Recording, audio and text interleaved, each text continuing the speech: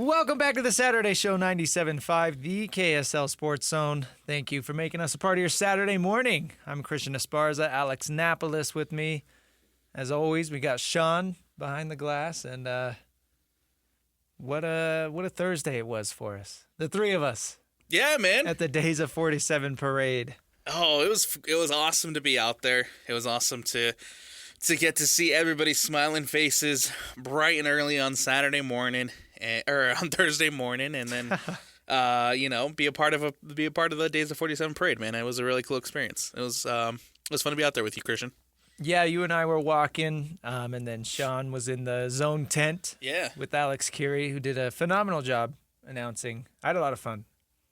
I had a great time too, man. The only downfall and the only knock that I have on the parade is that after I went over to go dap up Sean and Alex in their little booth thing, stepped in horse crap. Oh no. stepped right in it. And then Christian kept making comments. He was like, "Oh dude, it stinks. And I was like, I should probably check my shoes. And sure enough, I was the culprit. They had a guy, there were lots of horses, obviously. There were a couple guys riding around in golf carts, and they had these huge metal shovels just running around. Yeah. Literally shoveling. That was their job. I would not want to be that guy. Their job was literally to drive. Yeah, poop scooper, exactly. Their job was literally driving around in the golf cart and going around and picking up poop. Not doing a great job, obviously. No, they did a great job. It's hard to get it all. Yeah, great time. Had a lot of fun seeing everybody. There were a lot of people. There was. Got to interact with a few listeners, and that was always fun. Talked to some people that said, "Oh yeah, we listen to you guys all day, every day." So that's always great to meet listeners out in the wild. Because sometimes it's easy to forget, it's just you, me, Sean behind the glass. It's like sometimes you forget that people actually listen. So yeah, that's always great. And it's like, we're on air. Yeah, I had a great time representing the station and KSL as a whole. So that was great. Stone's listening. He just texted me. There you go. Yeah, see? People listen. Awesome. Was that the highlight of your week? I think that was easily mine. Oh, yeah. I mean, aside from it being a very slow sports week, that's probably the highlight of my week, just because literally nothing else is going on, Christian. No, it was a horrible week. Yeah. It's like the worst week in sports because it's not quite training camp for college football. There was like Big Ten media days, but we don't really care about that here. I just love watching the SEC and the Big Ten just go at each other. Yeah. Because SEC Media Days was last week, and so the SEC and everybody's... They're like throwing shade at each other. Taking shots at the Big Ten, and then Subtle this week, comments. The Big Ten has their chance to respond, and James Franklin went scorched earth on the SEC and Notre Dame, so now it's like everybody's just taking shots at everybody. It's like high school all over again. I love it. And like Summer League was over, so we had news that Kyle Filipowski won MVP, so that was great. But other than that, there's like no basketball. So yeah, really slow week. But as I told you before the show, like it's time for college football, even though training camp is not quite here. So we'll do that. We'll jump right in. Let's talk some BYU. Last week we spent a lot of time talking about Utah because a lot of these betting websites had Utah as the favorites to win the Big 12. So you and I discussed that in length last week. If you missed it, you can go find it wherever you get your podcasts. Just search The Saturday Show, or you can go to kslsports.com, click on the podcast tab there, and find it that way. But we did do that last week, and we left BYU out. That's because today we're going to talk BYU. So people aren't picking BYU to win the Big 12. So the angle that we're going to take today is kind of like, what exactly is their ceiling after winning 11 games last year, making the Alamo Bowl, really being a fringe college football playoff team, and they are returning so much of what made them great, including all of their assistant coaches. They did lose a couple of players, right? But they're returning a solid 85% of their starting lineup. But, of course, the big question mark there is the quarterback. And how much does that matter with this BYU roster? And I guess we can start right there with the quarterback. And no matter who it's going to be week one, I mean, how beneficial is it, I guess, that they're stepping into this roster as opposed to maybe what Jake Retzlaff came into last year, where it was a pretty much unknown. Right. To your point, I think it helps a lot that you're getting a very, very solid amount of your key starters and key contributors from last year back. You know, LJ Martin is back for another season, despite him being banged up last season. Right? Can he take another further step this year with him returning? Chase Roberts was the will he, won't he come back? Right? There was talks about him potentially entering the draft, but he is back. And so that's obviously a huge, huge help to whoever's going to be under center this season for the BYU Cougars. You have various key starters returning all over the place for BYU. And you've picked up a lot of good transfers on your offensive and defensive line. And I think, obviously, success starts in the trenches for college football teams. And so bolstering up your offensive and your defensive line, I think that'll be massive helps to BYU. Yeah, and I think that was honestly the biggest reason for their success last year. I guess maybe I'll say the biggest surprise reason for their success was how well the offensive line played. Coach Woods did a phenomenal job of getting that starting five, getting the best out of them. And even as they dealt with injuries, I mean, they lost starting center Connor Pay, who was an incredible leader and obviously played really well. They missed him for a big chunk of time, and even when he went out, they were able to keep it going offensively. So exactly. I love that phrase. I love the concept of building your football team from the trenches outwards, and I think BYU has done a great job on the offensive and defensive side. And then defensively, of course, you got to talk about Tanavasa, right? I know everybody's stoked for him to come in, and then with the offensive line, that makes it easy on no matter who's going to be starting, whether it's Bourget or Hillstead or Bachmeier, they're inexperienced. Right. So you want an offensive line that's going to keep them upright. And you want weapons in Chase Roberts and LJ Martin and Parker Kingston and JoJo Phillips and whoever else that know the playbook well. And, of course, there's a lot of minute things that you need to figure out. That's what training camp is for, and that's what we're going to see over the next few weeks. The good thing for BYU is you lose Keelan Marion, right, and through the transfer portal. He was expected to potentially take a big step this season. But the good thing for BYU is that they have depth. Parker Kingston, JoJo Phillips, your time is up. Can they step up and answer that bell? I'm excited to see it. I want to hear, going back to media days a couple weeks ago, Kalani Sitake talked about the quarterback battle and about training camp and how training camp is basically going to look while you're trying to find a quarterback between three different guys. I think it's going to be a little bit different. I mean, last year we were going through the same thing and trying to figure out who our quarterback was going to be with Gary Bohannon and Jake Retzlaff. That's right. So we've been through quarterback battles before as a staff. A-Rod's done this before. I think the key is allowing McKay Hillstead to play and be himself and utilize his skill set, and then Trayson Bourget to do the same thing, and then Bear Bachmeier do the same thing, and then Emerson. We have four quarterbacks that can spin it. So the goal is allow them to feel confident. That's the prerequisite that we have, is that you play quarterback, you should be able to throw the ball accurately. They can all do that stuff. Now the question is, who do we sink the reps into, and how do we create an environment where they can compete and actually earn the spot? And so as we go through that, I wish we could have done that earlier, but now that it's been on us, we have to do that in camp. When we figure that out, I'll let you know, but we have until the first game to get that done. Even throughout the whole process that we've done this before, we've had a situation where we played a true freshman before. So the key is having the staff all together. Other people are going to have to step up, but I think a lot of people will rally around this. So I think there's some nice tidbits in there. Obviously, comparing it to last year's situation is a little different because last year you had Retzlaff coming back who had started 4 games previously, right? Yes. Versus Gary Bohannon, who was a senior transfer coming in, who had done some really good things early on in his career and then struggled with injuries. So he was an unknown. Versus this year, I know Kalani Sitake mentioned Emerson. No disrespect, but I don't know how much he's going to factor into this decision. I really think it's a 3-player race between Hillstead, Bourget, and Bachmeier, right?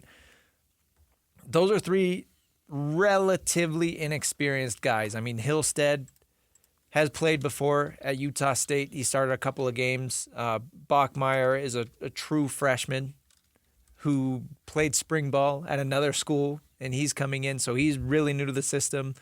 And then Bourget, he's played a little bit as well, but again, not to this level at BYU. So this year's quarterback battle, not only is it 3 players versus 2, you don't really have anybody that's played. You don't have anybody that's played for BYU. Right. And you don't have anybody that's played a ton. It's a very inexperienced room. Yeah. Despite 2 of the guys having played college ball already, it is very inexperienced.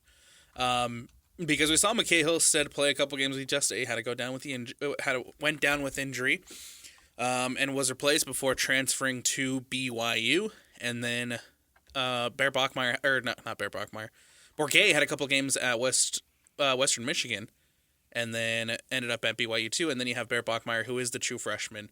So there's some inexperience in this quarterback room. Obviously, I think it would have helped a lot knowing and having a guy like Hillstead, a guy like Bourget, and a guy like Bachmeier take those first team reps during spring ball. But during spring ball, you didn't know that this was going to happen. You didn't have this situation with Jake Retzlaff leaving. So Jake, basically what you're saying, spring ball, Jake Retzlaff took all of the starting snaps. Right. And so now you're entering into fall camp, which is less than ideal to figure out, okay, who's going to be our starting quarterback? And that can really impact the success BYU has this season. Yeah.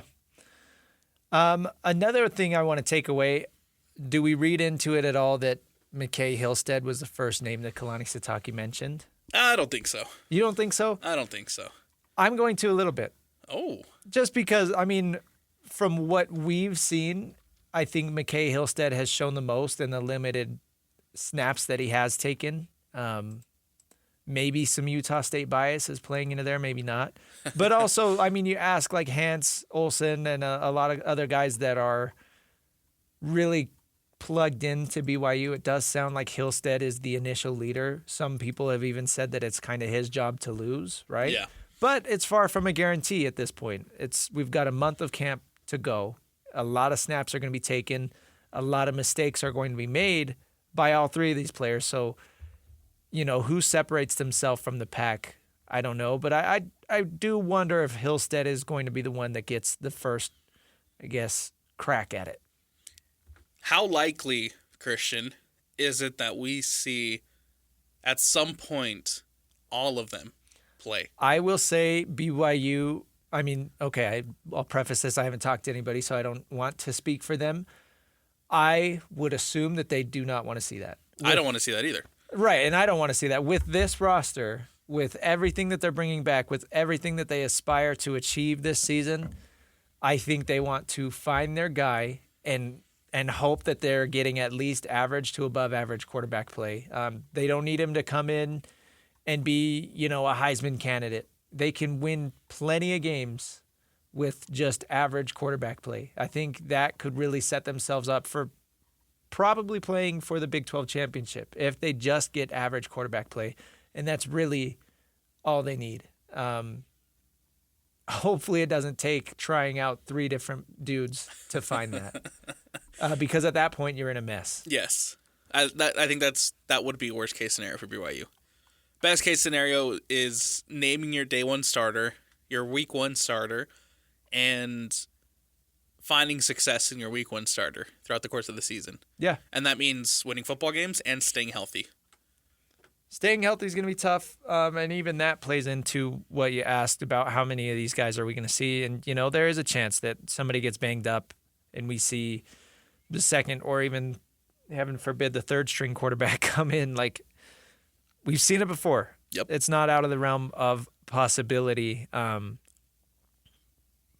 But looking at their schedule, I think they have a they have a good schedule set up for this situation, right? They open the season August 30th at home versus Portland State.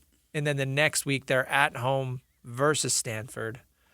2 home games in a row. The first one, you know, an FCS school. That's what you want. That's what you want when you're trying to figure this out. You welcome Portland State into your stadium. It's a game that you should be winning, right? And then you have a bye after Stanford. And then you get a bye after Stanford. I think Stanford will be a little bit of a test as they try to navigate their quarterback situation. Yeah. But you do get that bye week before traveling to East Carolina. And, while I'm not necessarily a fan of the early bye week, I think having a bye week 3 of the football season is a little bit weird. But it allows BYU to a little bit more time to really figure out this quarterback situation. To take a step back and, assess right how whoever has played is playing, assess what things are looking like, make changes. It'll give a chance for A-Rod, Coach Aaron Roderick, the offensive coordinator, to make whatever changes he needs to make to help this offense chug along. And then luckily, too, for BYU, your Big 12 play starts off with difficult games, but games that I think that they can still allow themselves to test out their quarterback. Yeah. Right? You start on the road at Colorado. Then you come back home, you play West Virginia. Then you go on the road to Arizona before you get an incredibly difficult stretch. And I think by that incredibly difficult stretch, you should know who QB1 is, and hopefully you have QB1 producing. The incredibly difficult stretch you're mentioning is at home versus Utah, at Iowa State, at Texas Tech, and then at TCU before wrapping up the season at they're at home versus TCU. Then you wrap up the season at Cincinnati and then at home versus UCF. So, yeah, the brutal stretch in the middle there, especially that Utah, Iowa State, Texas Tech stretch. Those are our thoughts on the schedule. Kalani Sitake also talked about this during Media Day. I want to hear what he has to say on how this schedule breaks as far as a quarterback.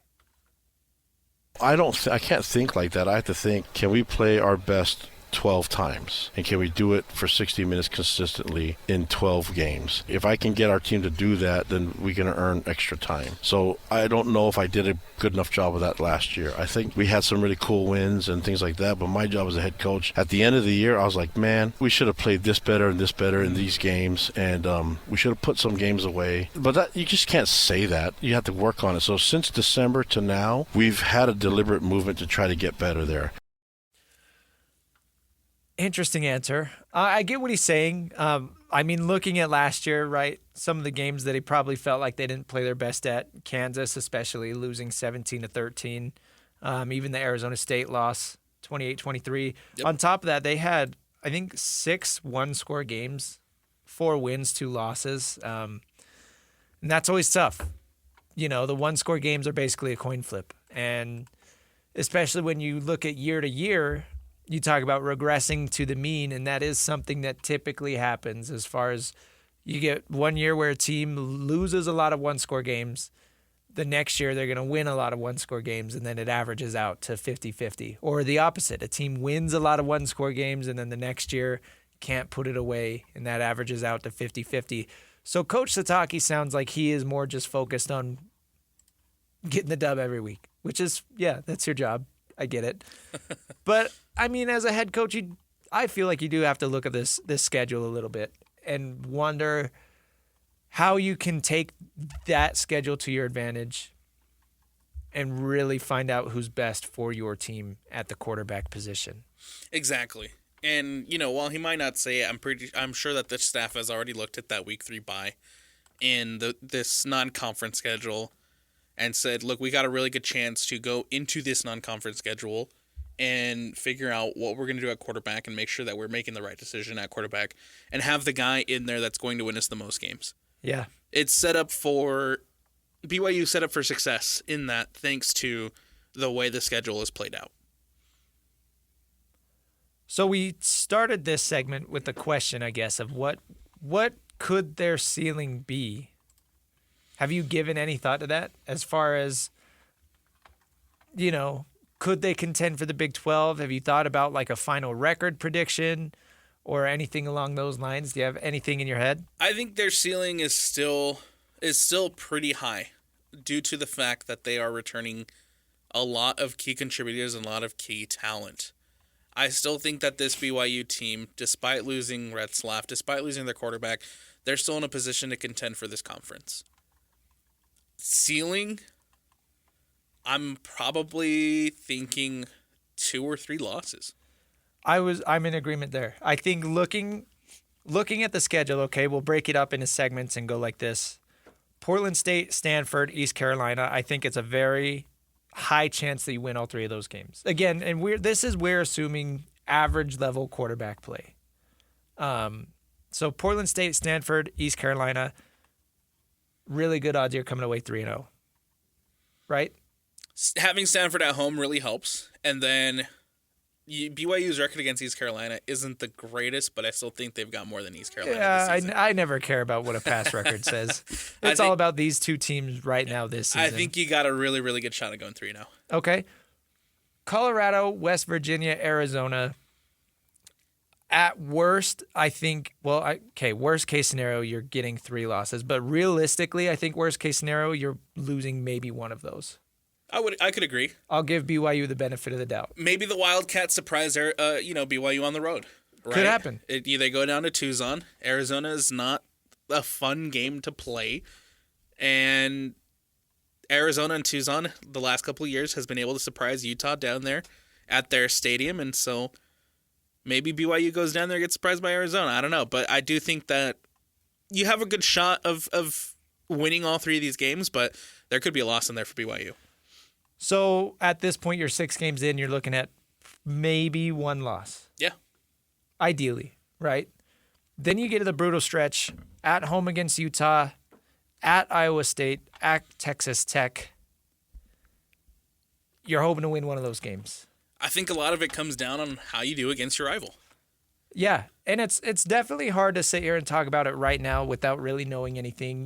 Maybe at this point in the season, they're 6 games in and whoever's playing quarterback is just rolling and we feel really good. Exactly. And maybe Iowa State just falls on their face or Texas Tech or Utah just completely look not even close to what we thought. So, but looking at it right now, I think, should we tack on, let's just say maybe another loss there, or would you want to do 2? I think out of these 3 teams. I think out of these, in this stretch of games, it is quite possible you got 2 losses in there. Okay, so we'll say maybe 3 losses at this point in the season. Then you're at home against TCU, at Cincinnati, at home against UCF to wrap up the season, and that's it. TCU is a tough game, but you do have it at home, and playing BYU in Provo is never an easy task. I think you can end up with a solid 3-0 stretch here to end the season. So based off of that little exercise we just did, nice and easy, we're looking at, I'd say realistically, 2 to 4 losses on the year. Yeah. And that's, again, with assuming average quarterback play. Right.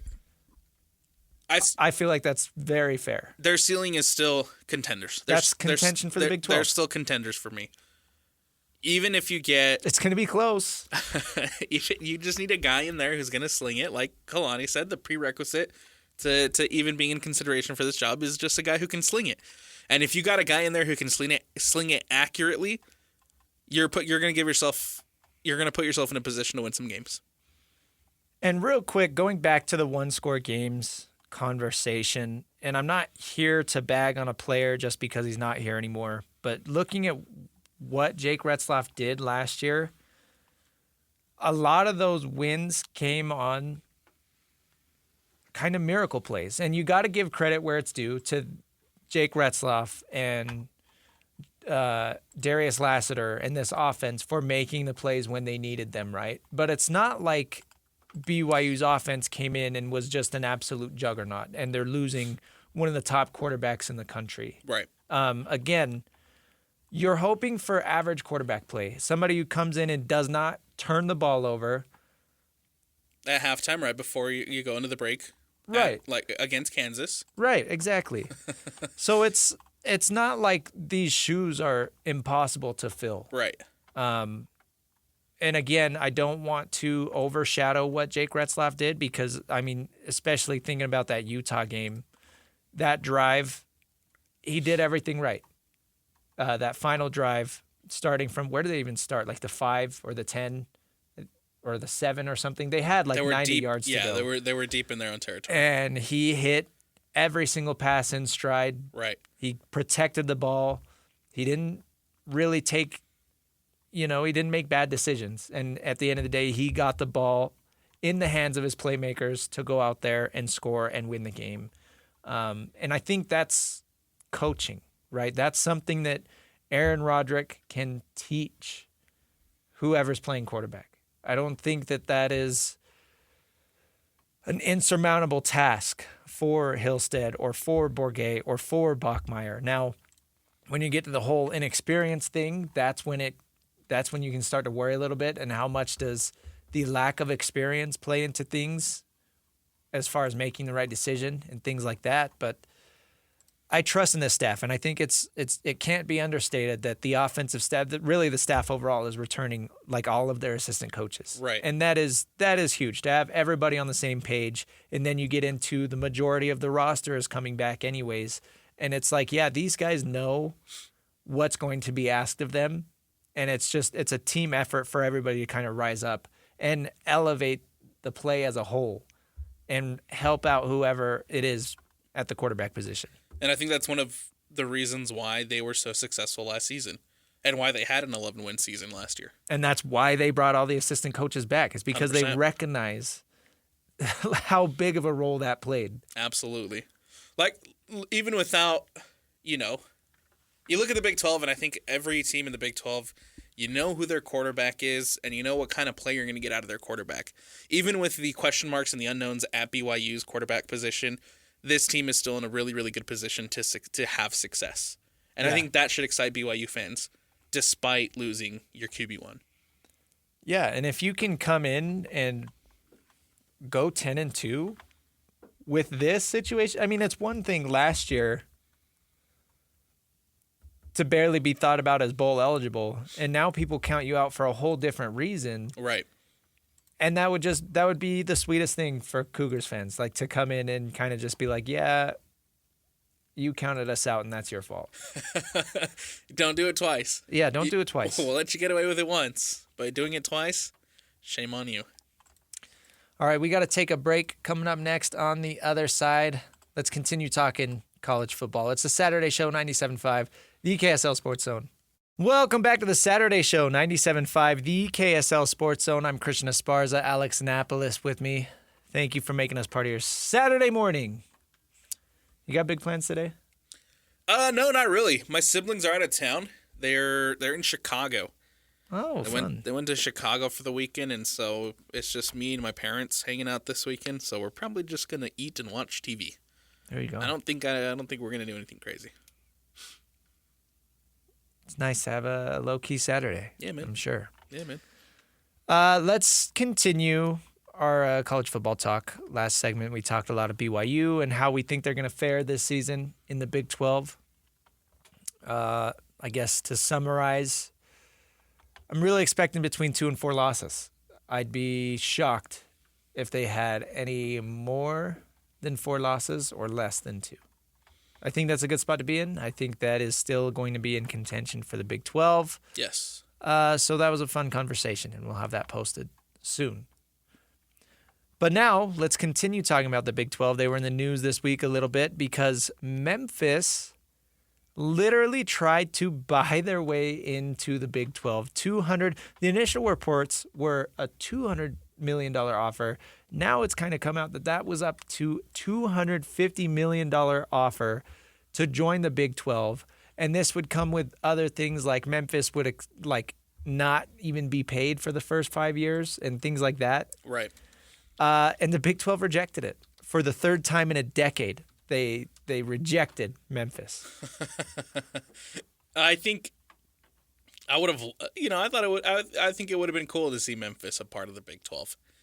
I'm also surprised, I guess, maybe, that the Big 12 turned down $250 million. Yes, I think that tells you that there were maybe that number was not the whole story, I guess. Right. I think that I like that the Big 12 is like, you know what? We already have 16 teams. We don't need another one. It's already a mess. what does Memphis really bring to the table? Obviously, in this offer, they bring a lot of money, a lot of cash, and that's what drives everything. So that's good. But outside of that, like adding Memphis, they'd automatically be one of the worst programs in the conference, football-wise, which is what matters the most. I wouldn't see them anywhere close to contending. They'd, talking about 16 teams, they'd probably be in the bottom 5 or 6 at least. Memphis is not a...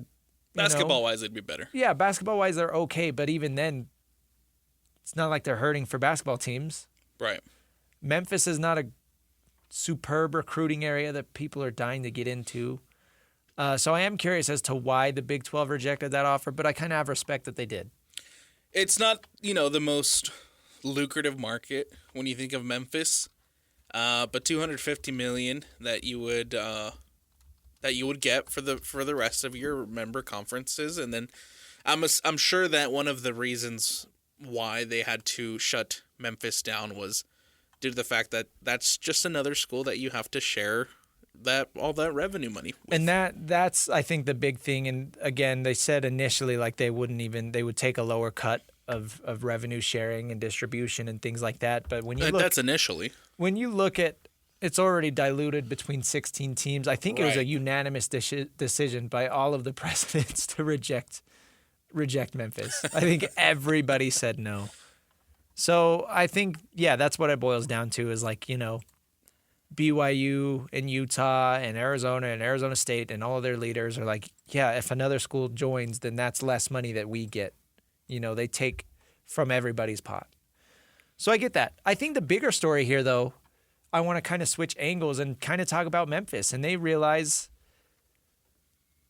it's kind of a big deal to get into a Power 4 conference right now. And it's... Yes. The way that I took this is they realized that probably the end of the decade is what everybody's projecting. We're going to see more conference realignment / expansion. We don't know what it's going to look like. There's rumors that it might just be 2 super leagues. Who knows? But it reads to me like Memphis is desperately trying to get a seat at the table now before that happens. So when it does happen, they're not on the outside looking in. 100%. That's exactly what that means to me too, right? It's trying to get to the Power 4 level because the group of 5 right now, it's in a weird spot. You have the automatic qualifier in the college football playoff, but then there's going to be the expansion of the college football playoff, right? You're still going to get the one qualifier, and it's going to be interesting to see, right, where kind of group of 5 lands. After all this, will Boise State continue to be kind of the school and the team that lifts up group of 5 and keeps them relevant, or are they slowly going to dwindle out? And where does the Pac-12 kind of land in all this too, right? Where the Pac-12 is coming back next season, right? They're talking about Boise State, and so Memphis wants their seat at the table, and it opens up an interesting conversation too of, can these group of 5 schools try to buy their way to the Power 4? We saw something kind of similar last year a little bit with Sac State trying to buy their way into the FBS level. Right. But, buying your way into into a P4 conference, like it's not, I don't scoff at the idea, right? Like if you realize and if you truly think that that's what you have to do to keep your athletic program relevant, I mean, that's really all you can do. So it's like, I don't really judge it either way as far as that's a good decision or bad decision. I honestly respect Memphis for, again, trying to get out ahead of it because I think that this is going to be an absolute mess in 5 years. I think it could be really damaging to some of these schools and programs. And so, it's a desperate move for Memphis, and I don't mean that in a bad way. I mean, again, I look at it as kind of like really interesting, I guess, like seeing all these other schools that joined the Pac-12, and there were rumors kind of connecting them to the Pac-12, but that ultimately didn't end up happening. And so they're like, okay, we'll try to get into the Big 12 and save ourselves there. But, I'm not surprised that the Big 12 rejected it. I'm not surprised that Memphis is trying to get in. And now I'm sure that they're going to try with another conference. Maybe they try with the ACC. Who knows? Right. But it's kind of a foreboding warning, I guess, of like, things are going to get really crazy. Yes. We're not done with realignment. We're not done with the Super League talks, right? Especially, well, and, with the SEC and the Big Ten going at each other, and they kind of hold the key to the future of college football. Yeah. And of collegiate athletics as a whole. Right. And so I understand why Memphis has this proposal to try to get their seat at the table before it's too late and they get left behind with the remainder of the group of 5. Yeah. I really hope the group of 5, I mean, they obviously don't bring in the most popularity and they don't bring in the most money, and that's fine, but you need the group of 5 in college football. You need to have you need to have the smaller teams that allow, especially now in the transfer portal, in the era of everybody kind of going places and everything, have a little bit of development. Who needs that? The fans, or you think college football as a whole? College football as a whole. Okay. So if you're talking about a super league, even right now, the way that things are set up, I think Boise State last year was an anomaly. I don't think that G5 teams are really going to ever contend with the top of the cream of the crop from P4 schools. I think ultimately, I don't know what the structure of the quote-unquote Super League is going to look like. But right now we have 2 divisions in college football, right? We have FBS and FCS. I wouldn't be surprised if someday down the road, in the not-so-distant future, you're looking at maybe 3 divisions, right? Like the P4 schools are at the very top, and then the middle division, whatever it is going to be the G5 schools, and then you're still going to have the FCS or whatever it ends up being called at the bottom. It kind of feels like we're there already. It kind of already is. Yeah. And thankfully, the only thing keeping that from being the case is the automatic qualifier spot in the college football playoff for the best of the G5 schools, which Boise State took last year. But even then, it's cool they got in, but then they got the automatic bye, caused a bunch of controversy, and then they lost.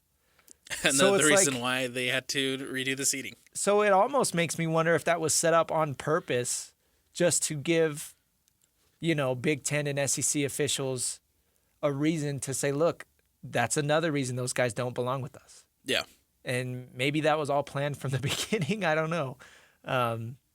Man, Ashton Ginty almost saved G5.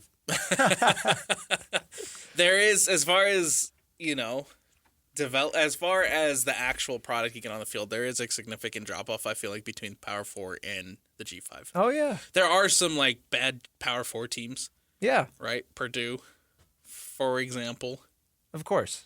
But there is a significant drop-off of where the talent level of Power 4 in the group of 5 is right now. And so that makes sense as to why Memphis wanted to take that step up. Yeah, it does. I think the other interesting thing is okay, what G5 programs would be valuable when a Super League comes? I'm saying when. Does anybody offer value? I think right now, of course, nobody knows what the case is with the Pac-12 teams. So I think it's still okay to call them G5 or G6 or whatever, right? Yeah. So I think Boise State is obviously the most valuable program. But then it's interesting, you look at markets, and I got shot down by DJ and PK, and even Jake and Ben was out, but Jake shut this down too. I think, the Big Ten or the SEC or these Super Leagues, I think they're going to try and get into Vegas. And I think that might be why UNLV didn't join the Pac-12. I think they realized that if they can be one of the top programs in the leftover Mountain West, for whatever that means, obviously it doesn't mean a lot because it's the Mountain West. It's not going to mean much. But I think the Las Vegas market has become so valuable in the world of sports it is. Over the last 5 years. Jake's whole reasoning was that Las Vegas is a professional city now with the NHL and the NFL and probably an NBA team coming within the next few years. UNLV doesn't really matter to the people that live in Vegas. But I'd push back on that a little bit. I've got family that lives in Las Vegas, and they've been to all of the things. They've been to UNLV games. They've been to hockey games. I don't think they've been to a Raiders game. But I think when I think of the professional teams in Las Vegas, I mean, there are so many people coming through Las Vegas on any given weekend. I think it doesn't matter. I think as long as there are things to do, you're going to get butts in seats. Yeah. Whether that's people from an away game or from the away team coming to watch their guys play, right? If my dad wants to travel to go see the Broncos play the Raiders, or, a hockey fan who's stoked that they have the Golden Knights now and now that's their team, or if it's just a college football fan going into town for the weekend and they're like, okay, let's go see UNLV. I really do think that, especially with seeing how many of these leagues are having their media days in Las Vegas and how desperately like the NBA is trying to get into Las Vegas, I think that kind of speaks to how valuable of a market that is. There were even rumors of the whole conspiracy with the Dallas Mavericks trying to potentially move to Las Vegas. Yeah, I think, again, it's an incredibly valuable market. And I think that just for that alone, they don't really care about UNLV, the program. They care about getting into Las Vegas. And then you get into the whole recruiting aspect. There are a lot of high-level recruits that come out of Las Vegas. And that's not that far from California, and unlocking even more recruiting there. So I do think as far as G5 programs with the most, I guess, to give to a super conference, I do look at UNLV. As far as programs with talent and programs that can compete, I look at Boise State, I look at Tulane, and I'm probably forgetting somebody. But that's, there's a few. Yeah, there's but those are probably the two that stick out the most to me. Right? When it comes and Memphis, we'll throw Memphis in there, of teams that can compete in the group of 5. But when it comes to market, Vegas is the biggest one by far. Oh, by far. By far, right? No disrespect to our friends up in Boise State in Boise, Idaho, and even Logan, man. But I mean, Boise is not the market Vegas that Vegas is, right? No. You don't have an NFL team in Boise. You got an NFL team in Vegas. Right. And UNLV plays in this shiny new Allegiant Stadium. Right. They have, again, that's huge. Yes, they play in this giant, beautiful stadium. If any team has the most attractive market, it's UNLV. It's just unfortunate that they're never really able to put out a product that matches the market. And does that hold them back? Sans last season. Last season, I thought they were a lot better. Yeah. But they lost their head coach this past offseason. They so lost their head coach. Is that a trend, or was that a flash in the pan? We'll see. How much does that matter? How valuable is the Las Vegas market when the athletic program isn't that great? We'll see. Because traditionally, I mean, they had some good years in basketball, and that's really it. Like traditionally, and this is what Jake was kind of saying, like they don't really focus on their athletic program. Right. But things are changing. And I think especially if they have a lot of backing, I do think that they could turn things around in a hurry. So I think that is a very interesting conversation because it's relevant. It's relevant to us here. It's relevant to the world of college sports as a whole. And it's going to get chaotic real quick. So how much does all of that matter? Time will tell. I think if you're the Big 12, you look at, this whole Memphis trying to buy into your conference thing, and you say, look, we won't take Memphis, but maybe we take a shot on UNLV. Yeah. Try to steal that Vegas market, man. Get ahead of it while you can. It could be. And again, going back to getting out ahead of it, right? Like that is huge. And it's very risky because nobody knows what's going to happen. So you don't want to end up with egg on your face, making a really dramatic move, a really risky move, and it end up being the wrong thing. But again, when you talk about smart businessmen, like the best ones are the ones that kind of predict what's going to happen and take advantage of things before it gets hot. So we'll see. Overall, though, group of 5, love it. Hope it sticks around, and I hope it doesn't get lost and ruined in whatever the next step of realignment is. Yeah, I think it will. It's part of college football. It needs to stay. All right, let's take another break. Coming up next, we will do technical fouls. Alex, I can't believe it's come to this. We're going to tear into Lionel Messi. Uh-oh. No, we'll do that later. I don't know. I think we still have to bring it up. We will. We'll bring it up. We will. We'll do that next. It's the Saturday Show, 97.5, the KSL Sports Zone. Welcome back to the Saturday Show, 97.5, the KSL Sports Zone. Alex, Napoles, Christian Esparza. Alex, it is time for Technical Fouls. Yes, sir. One of our favorite segments every week. We got to talk about so many things that are going wrong in sports. And we'll start with the GOAT. Lionel Messi thinks that he's bigger than MLS. And props to MLS for being delusional and saying, no, you're not. In all reality, Messi is much bigger than the MLS. But the truth is, he is playing for them now, and he has to abide by their rules. Give the rundown of what I'm talking about. So what Christian is alluding to is Lionel Messi. The Wednesday night was the MLS All-Star Game. They play an All-Star Game against Liga MX, which is the Mexican soccer league, and they, you take the best players of both leagues, you play an All-Star Game. It's fun, but it's really not. They do a skills challenge thing that is fun, but the actual All-Star Game is not. Messi agrees that the All-Star Game is no longer fun. Messi decides to not show up. He doesn't even show up to Austin. Doesn't even get on a plane to show up to Austin. Doesn't even withdraw. It's one thing if you withdraw your name. Right, which is an option. It is an option. You can withdraw your name, and he just decides to completely... No call, no show. No call, no show. Like that kid you worked with in high school. Essentially, that's what he did to MLS. And so there was reports coming out yesterday morning that... So the rule is if you skip the All-Star Game, you must face a suspension. Right? It's a way to get players to play this game. There was reports coming out earlier yesterday morning that Messi and Jordi Alba, who's his teammate, were not going to get suspended. And why wouldn't they be suspended this week?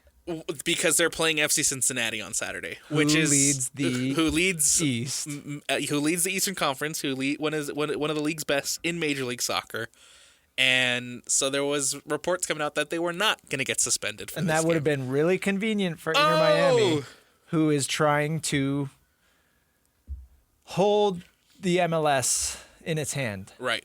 And the MLS is stepping in and saying, you know what? We're not going to fold to you. We are going to suspend you. And I think that is an incredible power move by Major League Soccer.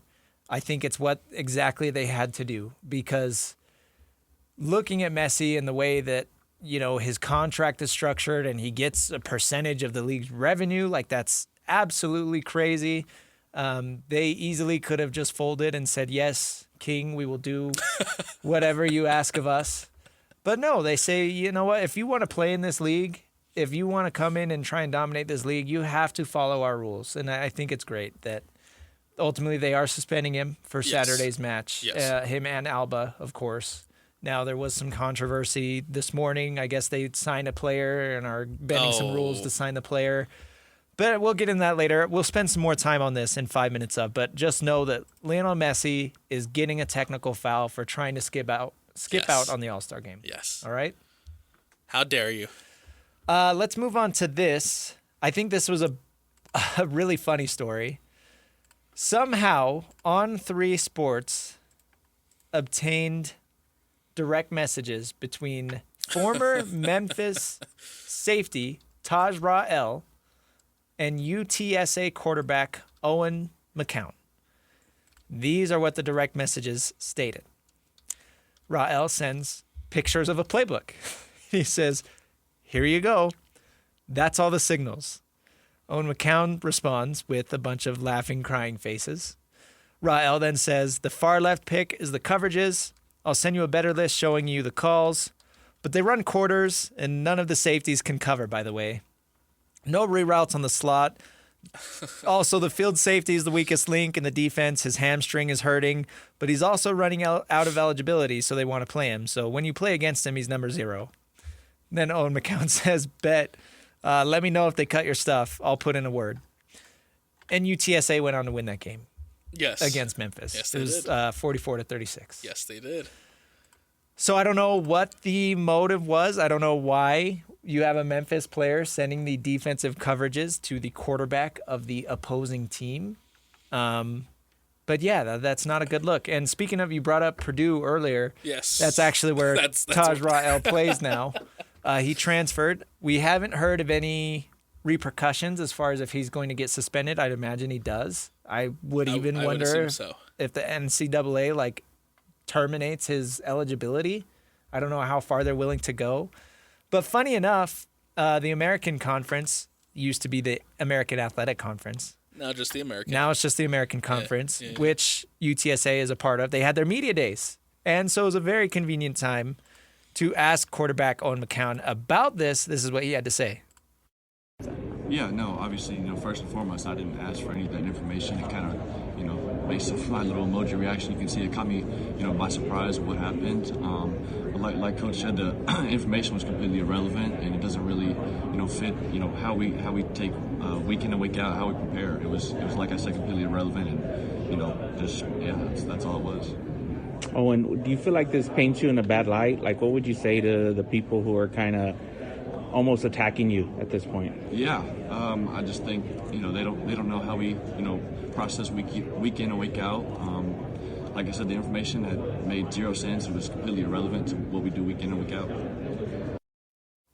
It's hard to look into anything. I don't want to accuse this kid of anything, Right. but I really doubt that a Memphis player would send that unprompted. And maybe Taj Rael was just incredibly frustrated with his team and he wanted to get back at his coaches or something. Yes. And that is a very real possibility. But it's you don't see this a whole lot. A technical foul will be assessed to Rael for leaking the playbook and sending it to the opposing starting quarterback. Yeah. But I would like to know more information before we bag on anybody anymore. I right? don't know how much I believe Josh or Owen. Why? Yes, exactly. Why did Rael even do this in the first place? Yeah. And did Owen, obviously he's going to say in front of cameras, I didn't ask for it. Yeah. It was just sent to me. It just landed in my lap, right? It was given to me. But, scroll up a little bit. Let's see the rest of those messages, Owen. I know. Yeah. Because he says, there you go. In the message that we do have, he says, here you go, though, is the first bubble. But again, if you scroll up, I'm sure there's more of a conversation. But we'll see. I called him Josh because, by the way, Owen McCown, get this. This makes me feel old. Yes. Owen McCown is the son of ultimate NFL journeyman Josh McCown. Yep. So that's pretty interesting. Now he's the starting quarterback at UTSA. How many different teams did Josh play for? I think it was 14, 15. Josh went He played for half the league. Cardinals, Lions, Raiders, Dolphins, Panthers, 49ers, Bears, Buccaneers, Browns, Jets, Eagles, Texans. 13. Oh my gosh. So that's fun. Yeah. Anyway, Josh is now the quarterback coach for the Minnesota Vikings, by the way. Yep. He's actually a really good assistant coach, I have heard. But technical foul to Taj Rael and maybe Owen McCown, maybe. Scroll up, Owen. Yeah. Show us the rest. I don't know how On3 got these screenshots. I don't know either, but it looks like it came from Taj Rael's side. Taj Rael's side because the Taj Rael is the purple text bubbles. purple text bubbles, yeah. Interesting. So I wonder if Taj Rael sent it to somebody else and then somebody else gave it to somebody else and then somebody else gave it on 3. Who knows, right? But I would like to know more about this situation. I would like to hear from Taj Rael and figure out why he even leaked the playbook in the first place. I do love the little tidbit of the weakest link is the safety. His hamstring is hurt. Has anybody done any investigating yet to see who this safety is? No, but I'm looking curiosity. at Owen McCown's stats for that game. He completed 20 of 37 passes for 280 yards, 4 touchdowns. So it's not like he really lit it up through the air. 4 touchdowns. 4 touchdowns is good, but I mean, almost 50% completion Yeah. percentage, or sub 60, I guess we'll say, is not very good. 280 yards is not a lot, but Yeah, 4 touchdowns is good. Chris Carpenter, the receiver, had 4 catches for 108 yards. I would imagine a lot of those came against that safety. Who knows? You'd have to go back and watch some film on that to be sure. Someone needs to do some investigating. It'll be on Twitter next week. Yeah. I'm sure it will be. Stay tuned. This is an evergreen story. Speaking of stay tuned, stick with us. Coming up next, we are going to talk NFL. It's right around the corner. Training camp is underway. The Hall of Fame game is next week. Can't wait to jump into the NFL season. Stay with us. It's the Saturday Show, 97.5, the KSL Sports Zone.